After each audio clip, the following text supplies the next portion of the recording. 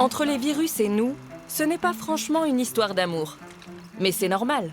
Comment aimer quelque chose qui s'ingénie à nous rendre malades? Qu'est-ce qui rend les virus aussi diablement doués? Les virus sont des champions de l'évolution.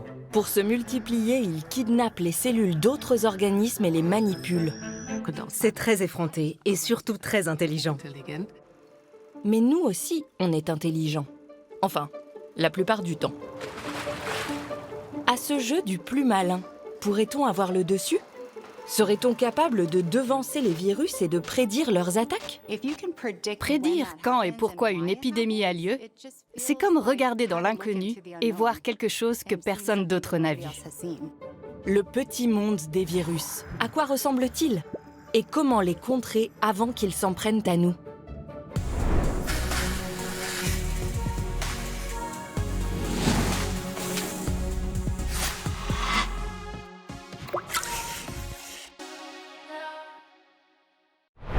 Les virus sont un vrai fléau. Quand on a affaire à eux, on ne passe jamais un bon moment. L'idéal serait de s'en débarrasser pour de bon. Mais ce n'est pas une option, si? Il paraît très difficile, ne serait-ce que d'imaginer comment nous pourrions nous en passer. Si on avait un arbre du vivant de toutes les espèces cellulaires, il faudrait imaginer les virus comme étant des lianes qui couvriraient l'ensemble de l'arbre de la vie cellulaire. Il est présent en chaque lieu, à chaque instant. Partout où se trouve la vie cellulaire, se trouvent les virus. Les virus font partie du monde vivant. Ils sont partout, dans les plantes, les animaux et même les océans. Exemple avec les efflorescences algales, lorsque des bactéries prolifèrent dangereusement. Les virus tuent ces bactéries qui pourront nourrir d'autres organismes. Ils participent ainsi à l'équilibre naturel, et les éliminer n'est peut-être pas une bonne idée. Les virus dominent le monde. Mais d'où vient leur force presque surnaturelle? Observons-les de plus près. Les virus sont faits de matériel génétique, ARN ou ADN, et de protéines. Des entités biologiques toutes simples mais redoutables, entre 100 et 2000 fois plus petites que l'épaisseur d'un cheveu. Sauf qu'à lui seul, un virus ne peut pas grand-chose. Il erre de ci de là, aveuglément, jusqu'à trouver un hôte qui lui convient et s'arrimer à l'une de ses cellules. Ce contact entre le virus et la cellule qui est sensible à l'infection va engendrer l'entrée du virus à l'intérieur de la cellule, soit en étant avalé par la cellule, soit par la fusion entre l'enveloppe du virus et la membrane cellulaire. Ensuite, le matériel génétique du virus est libéré dans la cellule et va alors se répliquer. La cellule devient une sorte de cellule zombie qui ne sert plus qu'à produire de nouveaux virus, jusqu'à ce qu'il n'y ait plus de place. Alors la cellule éclate et un bataillon de nouveaux virus part en quête d'autres hôtes à infecter pour y répliquer leur matériel génétique. En voilà un plan maléfique bien pensé. Mais les virus n'ont pas de but en soi, tout comme il est difficile de dire que la vie elle-même a un but. Parfois, des changements dramatiques d'évolution ont pu avoir lieu. Parmi ces changements dramatiques, il y a le fait qu'on ne se reproduit pas ainsi. C'est notamment le cas du gène de la syncytine, qui est intégré dans le génome des mammifères et qui permet maintenant le maintien du placenta chez les mammifères. Le gène de la syncytine provient de rétrovirus qui ont infecté des mammifères il y a des millions d'années. Ce petit animal, qui ressemblait à une souris, a été l'un des premiers à posséder un placenta. Pouvoir nourrir son embryon et le protéger à l'intérieur de son corps a amélioré ses chances de survie. Résultat, presque tous les mammifères ont désormais un placenta, des rongeurs aux éléphants en passant par l'être humain. Et ce n'est pas tout. Une séquence virale nichée au cœur de notre ADN a influencé l'architecture et le fonctionnement de notre cerveau. S'il est devenu aussi complexe, c'est grâce au virus. Les gènes viraux se mélangent à ceux des organismes qui les portent et les font évoluer. Il y a de quoi être admiratif. C'est comme explorer un autre univers de la science. Les virus sont tellement cool. Ils intègrent toute l'information nécessaire sur un seul petit brin de matériel génétique, tout en étant capables de faire des choses surprenantes. C'est assez incroyable.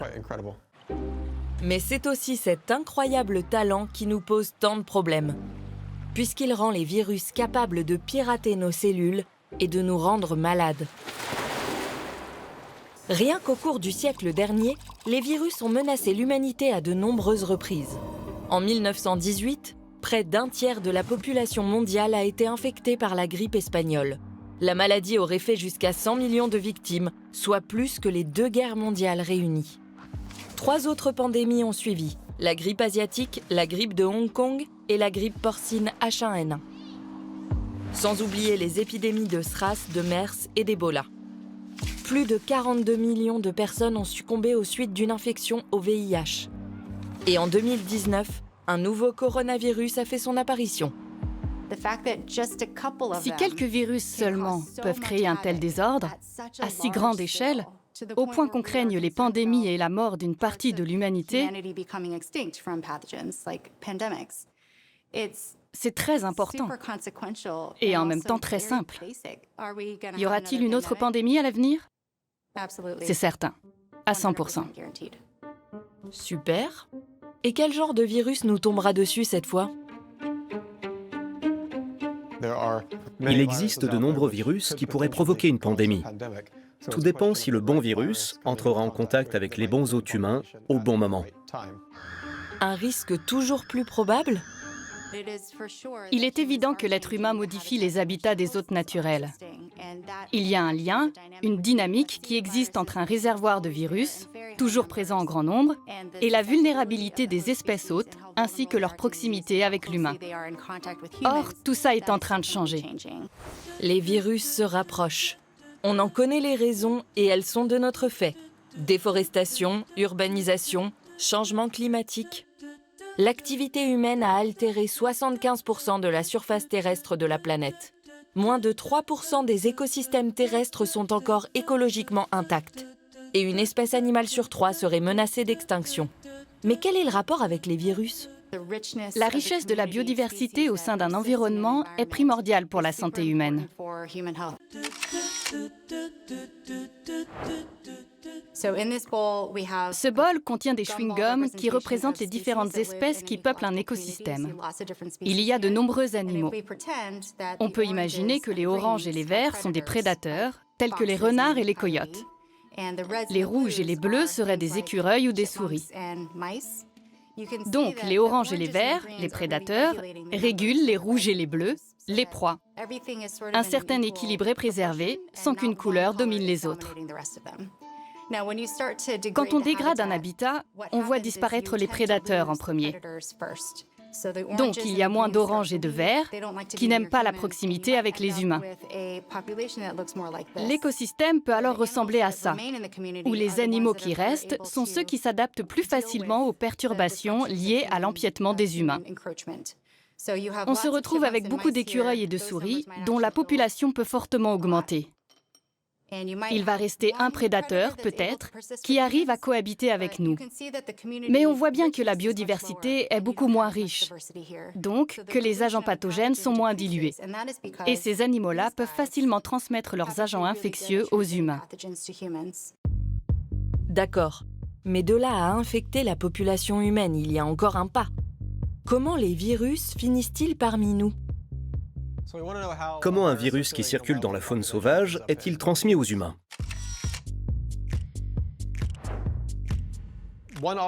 La première possibilité de zoonose, c'est un contact direct entre les animaux sauvages et les humains. Par exemple, si une chauve-souris interagit avec ses gens, que ce soit par une morsure, une griffure ou l'exposition à son urine ou à ses excréments. La deuxième possibilité, c'est la présence d'un hôte intermédiaire. Même si les chauves-souris et les humains ne se côtoient pas directement, tous deux sont en contact avec par exemple des cochons. Et puisque ces derniers côtoient en permanence les humains, ça crée une voie indirecte pour le virus. Il existe aussi la zoonose inverse, qui est la transmission non pas de l'animal à l'humain, mais de l'humain aux autres animaux. En 1998, une zoonose a émergé en Malaisie. Les cultures sur brûlis ont forcé des roussettes à s'installer près d'une ferme porcine. Elles ont infecté les cochons, lesquels ont contaminé des humains. Résultat, une épidémie mortelle du virus Nipah. Ce scénario va-t-il se répéter? Ces infections par débordement sont effectivement plus fréquentes aujourd'hui que par le passé. C'est généralement lié à des changements anthropiques, des modifications de l'habitat naturel par l'activité humaine. Le changement climatique aussi a un large impact sur les maladies infectieuses, mais il est difficile de dire quelles peuvent être toutes les conséquences. Plusieurs liens ont déjà été identifiés. Le moustique tigre, par exemple, est arrivé en Europe par le fret, avec dans ses bagages le virus Zika et celui de la dengue.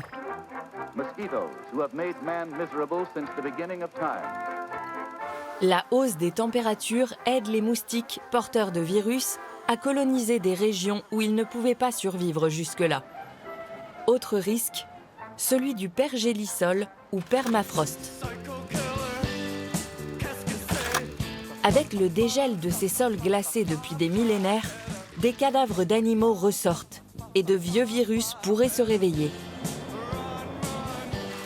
Personne ne sait quelle menace pourrait alors surgir des glaces.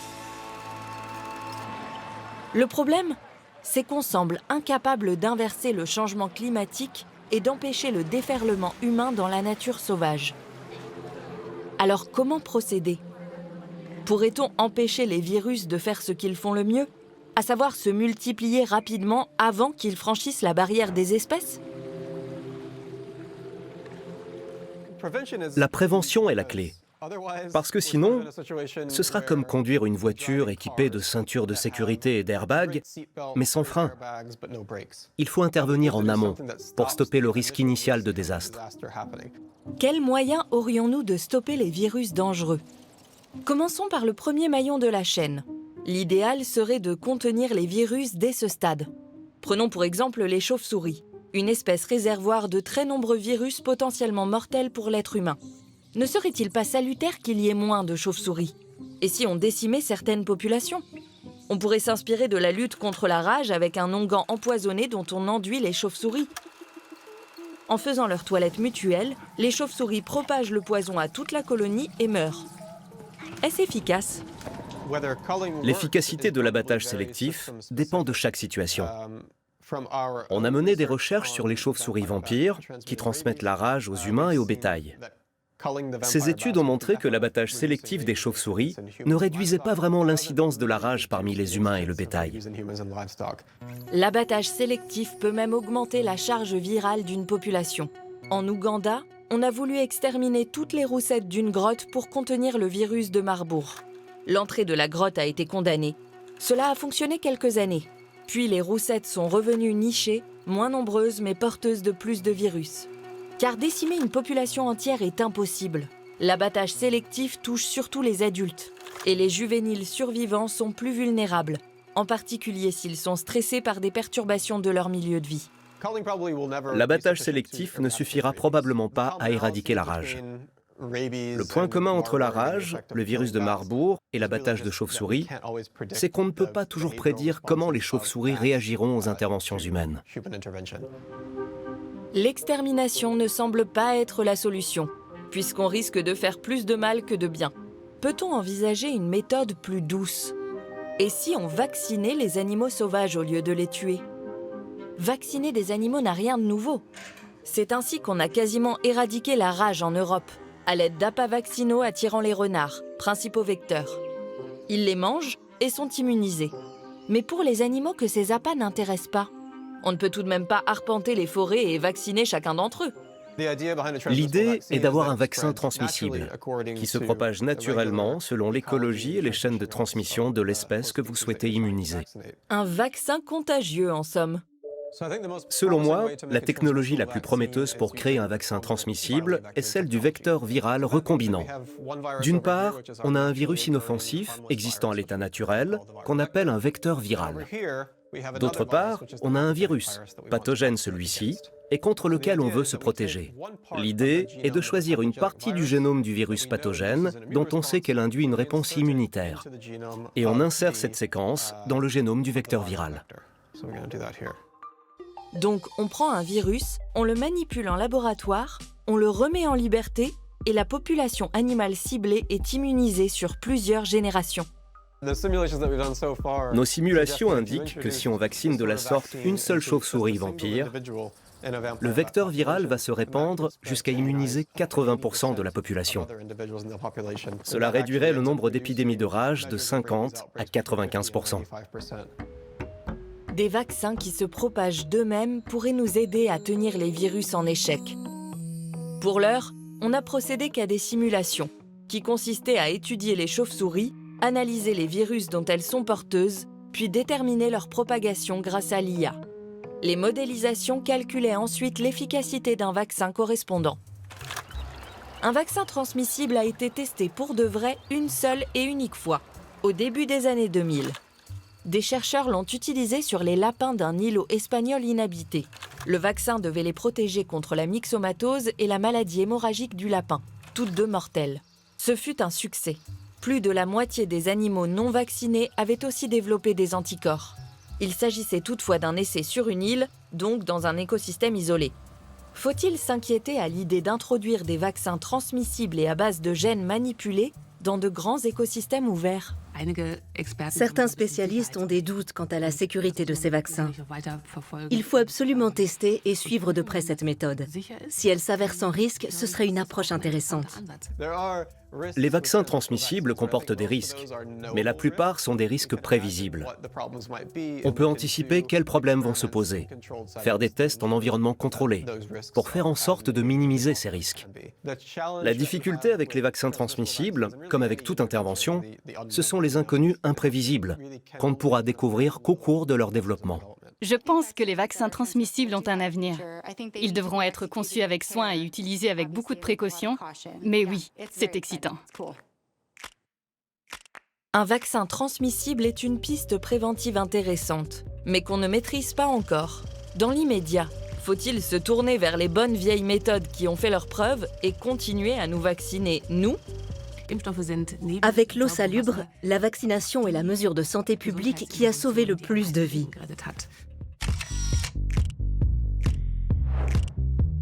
Mais à quelle vitesse peut-on réagir à l'émergence d'un nouveau virus ?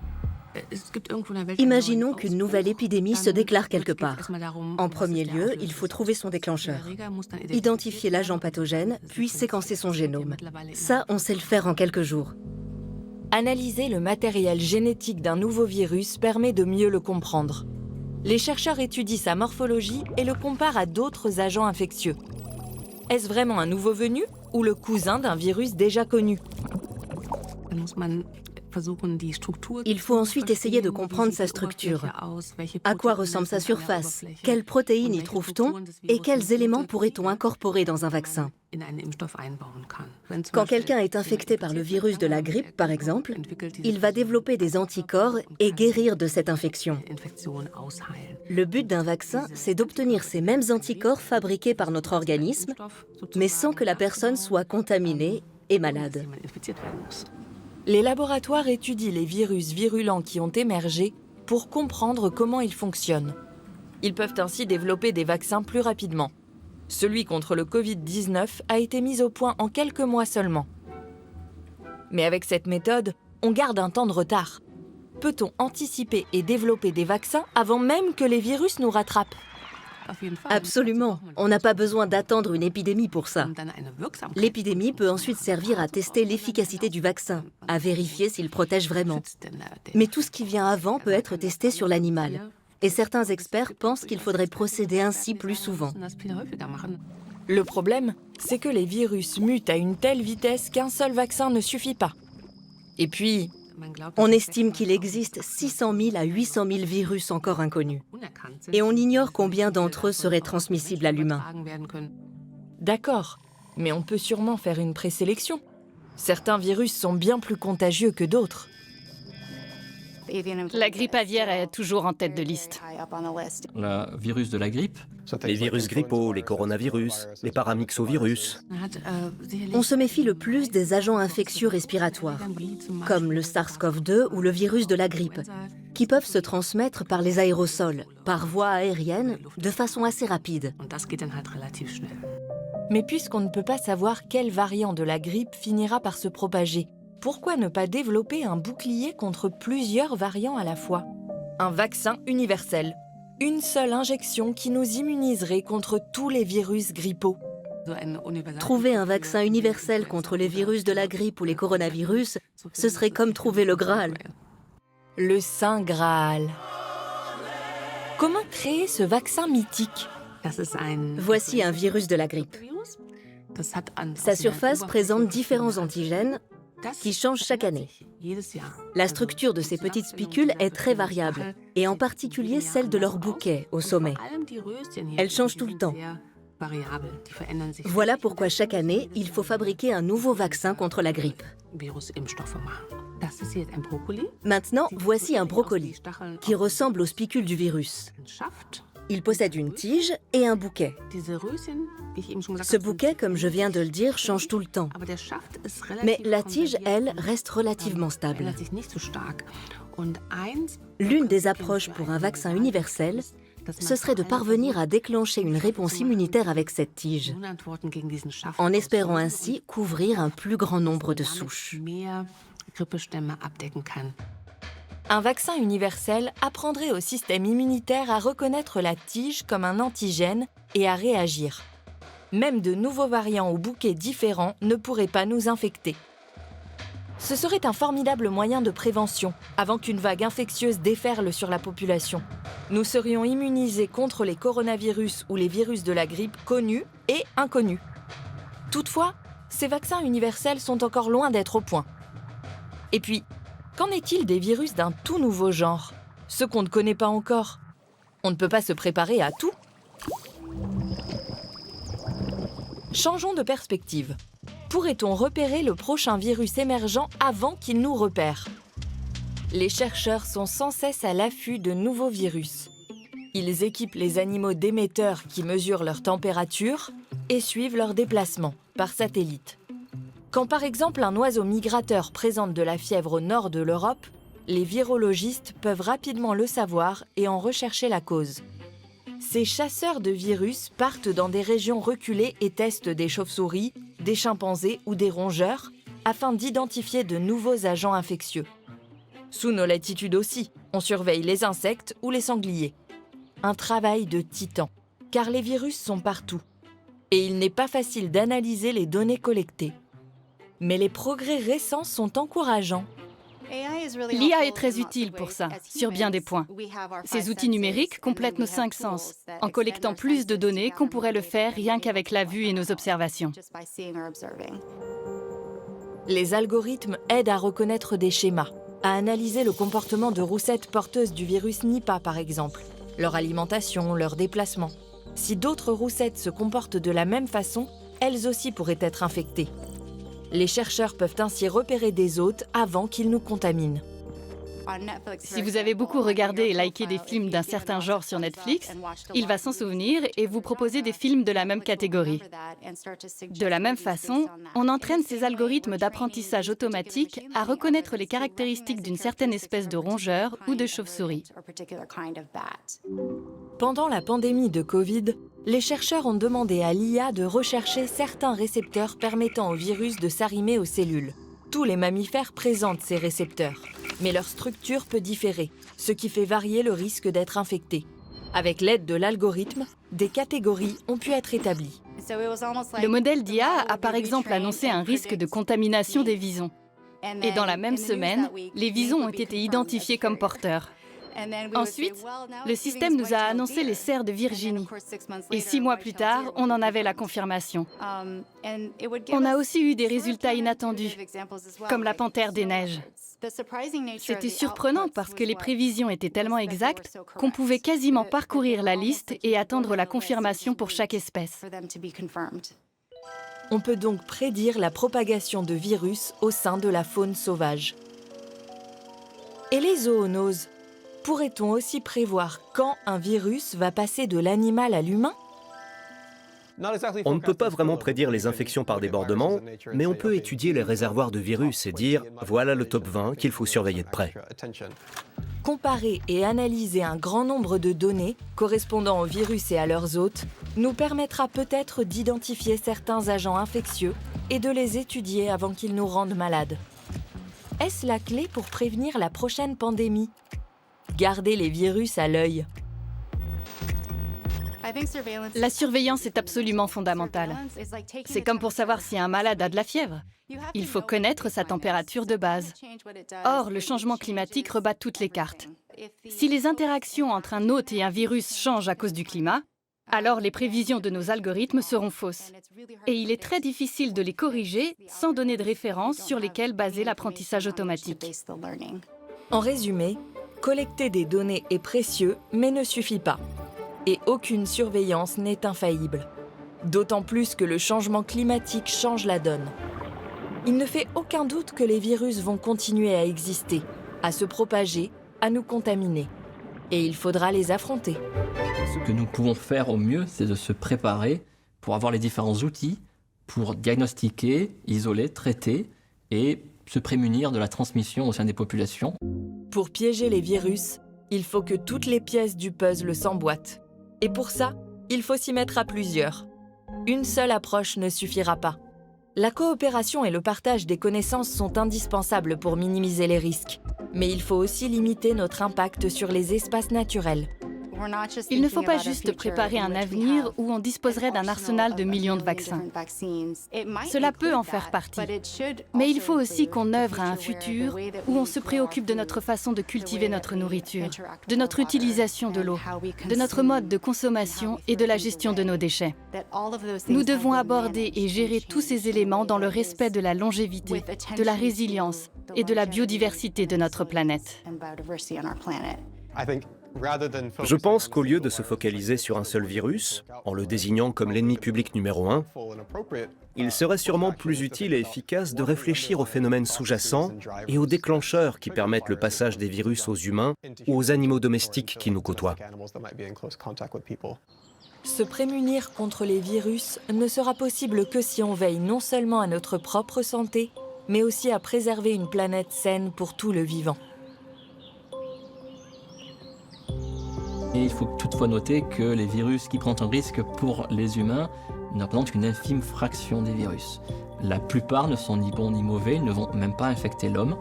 Et certains, au contraire, vont avoir un rôle bénéfique pour nous, soit pour notre évolution, soit tout simplement pour la régulation d'éléments qui pourraient présenter un risque pour l'homme. On ne peut pas le nier. L'humanité a beaucoup souffert des maladies virales. Mais les nouvelles technologies nous aident à nous protéger toujours plus efficacement. Actuellement, on attend le début de l'incendie pour l'éteindre.